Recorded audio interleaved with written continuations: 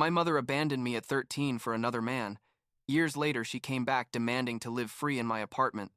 But when I discovered she was manipulating my entire family and paid not a single dollar, I sued her and left everyone speechless. I'm 28 years old. I run two art supply stores that I inherited from my dad. And honestly, I need to tell this story because my mom showed up out of nowhere after years and basically tried to destroy everything my father and I built. People tell me I'm cruel, that I should forgive, that she's my mother after all. But they have no idea what happened, what she did, how she abandoned us when I was barely 13 years old. I guess I should start there. With the day I came home from school and found my dad sitting at the kitchen table with a letter in his hand and that look, that look of someone who just received the hardest blow of their life and still can't fully process it. My mom, Susan, was a personal trainer, and apparently she had met this guy named Ryan at the gym where she worked, a guy with a lot of money who promised her a better life, a life we couldn't give her. That's how simple it was for her. Like, I'm leaving. Goodbye. Good luck with everything. There was no conversation, no real explanation. Just a letter where she said she needed to live her own life and couldn't keep being the wife of a small-town store owner. I was 13 years old. I was in middle school, and suddenly my mom just disappeared from my life like it was nothing. My dad, Joseph, tried to explain it to me the best he could. But how do you explain to a 3-year-old kid that his mother decided they weren't enough for her? I don't remember crying much at that moment. I think I was in shock. But what I do remember perfectly is seeing my dad cry for the first time in my life while he tried to cook dinner that night, and me not knowing what to do except stand there feeling completely useless. My dad's art supply store was small, but it had its clientele. A local business that had been there like 20 years. And after my mom left, things got tough. Really tough. Not just emotionally, which obviously too, but financially because it turns out my mom had also taken a good chunk of the joint savings before leaving. My dad never told me exactly how much, but I started noticing things, like we were buying cheaper brands at the supermarket. We stopped going out to eat on Sundays like we used to. My dad was working longer hours at the store and seemed constantly stressed. I tried to help however I could. I'd go to the store after school, stock products, work the register when my dad had to do other things. Basically, I became his unofficial employee, and looking back, I think that's what kept us together during those really difficult years. When I was like 16, something unexpected happened. My uncle Paul, my dad's brother, died. We weren't super close to him because he lived in another state, but apparently he left us $150,000 in his will. My dad couldn't believe it. Me neither, to be honest. And I remember when we found out, he hugged me and cried again, but this time they were different tears. Like tears of relief, mixed with sadness about his brother's death. That money changed everything for us. I mean, we didn't become rich or anything like that, but my dad was able to make improvements to the store, expand the inventory a bit, and he even started planning to open a second location in the neighboring town.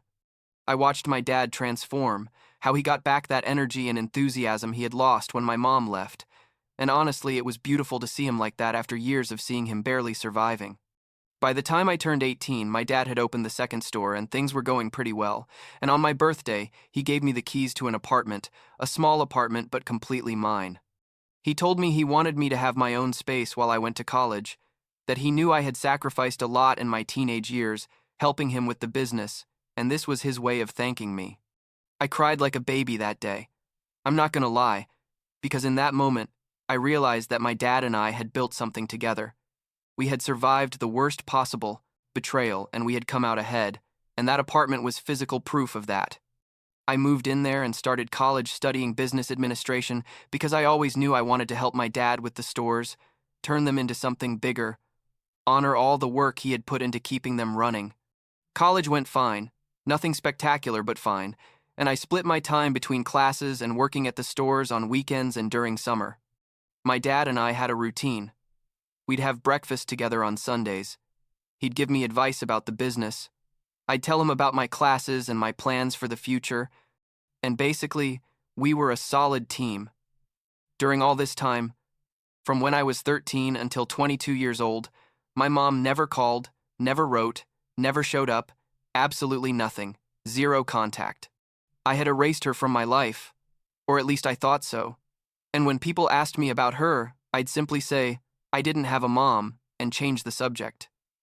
My dad didn't talk about her either. It was like she had been a ghost who once lived with us but no longer existed in any real sense.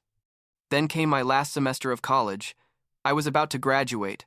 I was 22 years old, and my dad called me one day to tell me he needed to talk to me about something important. I went to his house, the house where I grew up, and there he was, in the living room, with that look again. That look that immediately took me back to when I was 13 and found that letter. I sat down and he told me without beating around the bush that he had been diagnosed with cancer, stage 4, and the doctors gave him maybe a year, maybe less. I couldn't process what he was saying, like, my brain just refused to accept those words. I asked him if he was sure, if he had consulted other doctors, if he was going to do chemo, radiation, whatever. And he told me, yes, he was going to try treatment, but he needed me to be prepared for the worst. Prepared for the worst, as if anyone could prepare to lose their only parent, the only person, who had always been there no matter what. The next few months were an absolute nightmare. My dad started treatment, but it was brutal. It left him weak and sick, and I tried to keep both stores running while going to my last classes and taking him to his medical appointments. I barely slept. I was basically living on coffee and pure adrenaline, and every time I saw my dad get worse, it felt like someone was slowly ripping my heart out of my chest. He tried to maintain a positive attitude, told me everything was going to be okay, that I was strong and I'd be able to handle the business without him. But I didn't want to handle it without him. I wanted him to be there with me, you know what I mean? I didn't care about the stupid business if it meant losing him. My dad died 3 days before my graduation. 3 days. He was in hospice at home. I was there with him when it happened. And his last words were something about how proud he was of me and how I had turned everything bad that happened to us into something good. He died peacefully. At least that's what the nurses told me. But for me, there was nothing peaceful about that situation. Just rage and pain and a feeling of injustice so huge, I couldn't even breathe properly. I went to my graduation anyway because I knew my dad would have wanted me to go, but it was like being on autopilot. I smiled for pictures, but inside, I was completely shattered. After the funeral, I discovered my dad had left me everything in his will. Both stores, the house, the apartment, some savings accounts. Basically, everything he had was now mine. I was 22 years old, and suddenly, I owned a 2-location business and properties worth easily several $100,000. People told me I was lucky, that my dad had left me in a good position, and I just wanted to scream at them that I didn't give a damn about the money, that I'd rather be poor and have my dad alive. But obviously I couldn't say that because it sounded ungrateful or something. The first months after his death were horrible. I threw myself into work because it was the only way not to think about how much I missed him. I hired a manager for one of the stores so I wouldn't go completely crazy. And basically I existed in this work-sleep-work bubble where I didn't really process what had happened. A year after my dad's death, just when I was starting to find something like a new normal, my phone rang and it was a number I didn't recognize. I answered and it was my mom, Susan, after 9 years of total silence, just calling me like nothing. She didn't say, "Hi, how are you?" Didn't ask how I was handling my dad's death, which obviously she must have known about because in small towns everyone finds out about everything. No, the first thing she said was that she needed a favor. A favor. After abandoning me at 13 years old, after never contacting me for almost a decade, after literally missing my entire adolescence and young adulthood, she needed a favor. I asked her what she wanted. My voice probably sounded cold, but honestly I didn't care. And she explained that things hadn't worked out with Ryan, the rich guy she left us for, and that now she had a teenage son from that relationship, my half-brother that I didn't even know existed, and that she needed a place to stay temporarily while she got a job and apartment. I should have hung up on her right then. I know. Everyone tells me I should have said no immediately. But the truth is there was something in her voice, like she sounded genuinely desperate. And there was also this kid, Connor, who was like 14 years old and had nothing to do with my mom's stupid decisions. I told her she could stay in the apartment, the one my dad had given me, but she had to pay utilities and it was temporary, maximum a few months until she got organized.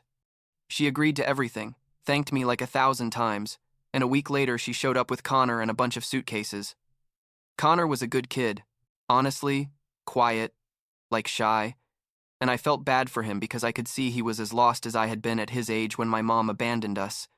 Except, in this case, he was the one who had been dragged through all the drama. I tried to be nice to him.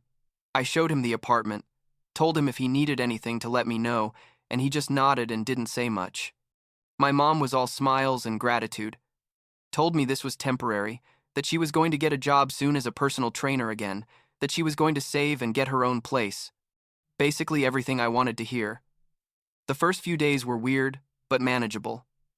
I'd stop by the apartment occasionally to see how they were, bring pizza or something for Connor. I tried not to interact much with my mom because honestly, I didn't know what to say to her. After so long, 2 months passed and the utility bills started coming in my name because I was the owner of the apartment. And my mom wasn't paying them. I sent her messages asking her what was up and she always had excuses. That she was waiting to get paid from a job, that she'd had unexpected expenses, that next week without fail, basically just empty promises. I started getting nervous because the bills were piling up and I was paying them so they wouldn't cut off services, but that wasn't the deal. The deal was she'd pay those things. When I tried to confront her more seriously, she changed tactics, started with the emotional spiel about how I had so much and she had so little, about how I was her son and she deserved my help, about how I was being selfish with someone who gave me life.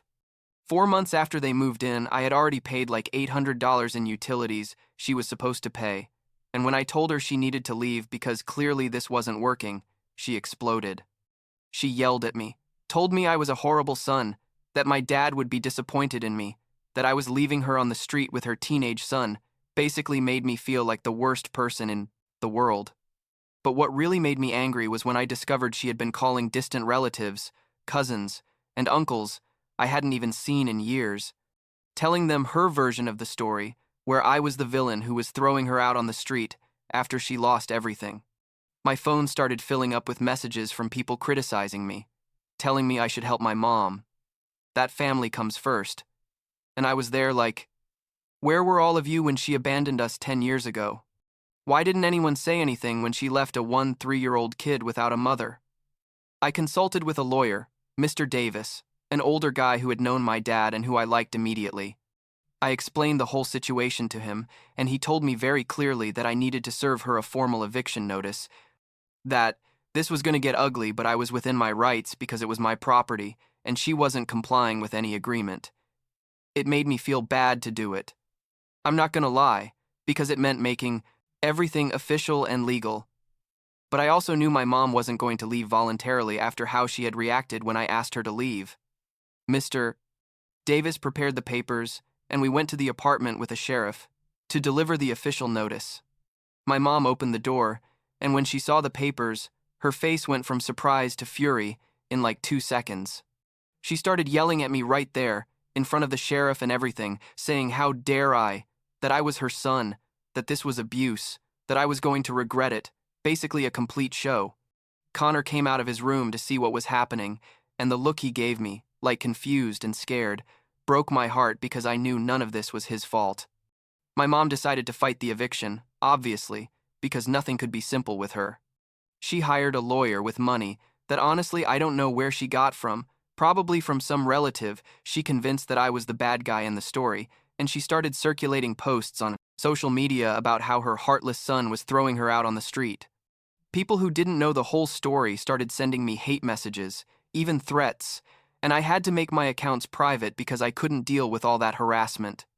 The stores even received some calls from people complaining, saying they weren't going to shop there because I was a bad person, and it was super stressful because my business, my dad's business, was being affected by all this drama.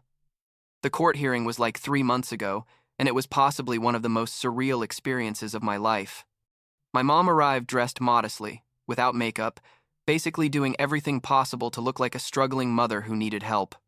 Her lawyer painted this story where she was the victim of a rich and vindictive son who couldn't forgive her for past mistakes, where I had multiple properties and a successful business while she could barely survive, where I was trying to throw an innocent teenager out on the street. They conveniently left out the part where she abandoned us, where she never tried to contact me for 9 years, where she didn't pay a single utility bill as promised, where she manipulated the whole family against me. Mr. Davis presented all the texts, all the receipts for utilities I had paid, copies of our original agreement, basically solid evidence that she had violated all the terms of her temporary stay. My mom cried on the stand, like real tears and everything, talking about how difficult her life had been, about how Ryan had left her with nothing, about how I was her only family, and I was rejecting her. I was sitting there listening to her and I couldn't believe the performance. It was like watching a completely different person, someone who had perfected the art of manipulation to the point of being able to cry on demand and make it all sound super convincing. For a moment I worried the judge would believe her, that all this evidence wouldn't matter because she was so good at playing the victim role.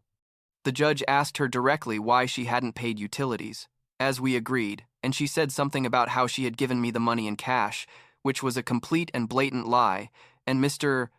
Davis immediately asked her to present some proof of those cash transactions, which obviously she didn't have. The judge deliberated for like 10 minutes, which felt like hours, and finally ruled in my favor. And he said that based on the evidence presented, it was clear she had violated the terms of the agreement, that I had been more than generous, allowing her to stay without paying rent and only asking her to cover basic utilities, and that she must vacate the property within 2 weeks. My mom started sobbing louder. Her lawyer tried to protest, but the judge had already made his decision, and that was it. I left that courtroom feeling relieved, but also strangely empty. Like, I had just legally won against my own mother. How dysfunctional is that? The following 2 weeks were tense. My mom basically didn't talk to me, but she did post more things on social media about the injustice of it all, about how the system favors the rich, pure, unnecessary drama. I hired someone to be present during the move to make sure she didn't damage anything in the apartment, and sure enough, they left on the last possible day. Connor sent me a message before leaving, telling me he was sorry, that he understood why I did what I did, and that he hoped someday we could get to know each other better without all this drama in between. That message was the only good thing that came out of this whole situation, knowing that at least the kid didn't hate me for all this. It's been a few months since then, and my mom still occasionally tries to contact me through messages asking for money or help with something, and I simply don't respond. I've blocked several relatives who keep insisting I should forgive her and help her because she's my mother, but the truth is I don't have energy anymore to explain the whole story to them, to make them understand this isn't about revenge or resentment. It's about protecting myself and my dad's legacy from someone who only brings chaos and manipulation. The stores are doing well. I've expanded the inventory a bit more, and I'm even considering opening a third location next year, which is something my dad always wanted to do. I rented the apartment to a college student who pays on time and doesn't bring drama, so that's settled. Last week I was organizing papers in the main store's office, and I found an old letter from my dad that I had never read. It was dated like a month before he died, and basically said he knew things were going to be difficult for me, but he trusted I would make the right decisions, even when they were painful. Not to let anyone take advantage of my kindness, and that he would always be proud of me, no matter what. I cried reading it because I felt like somehow my dad knew this was going to happen. With my mom, that she was going to reappear and try to manipulate me, and that he was giving me permission from wherever he was to protect myself. I don't know if I did everything perfectly. There are still days where I wonder if I should have given her more chances or tried to have some kind of relationship with her. But the truth is, she had 9 years to contact me, to apologize, to try to be part of my life, and she only showed up when she needed something from me. That says everything I need to know about what kind of person she is and what kind of relationship we could have, which is basically none.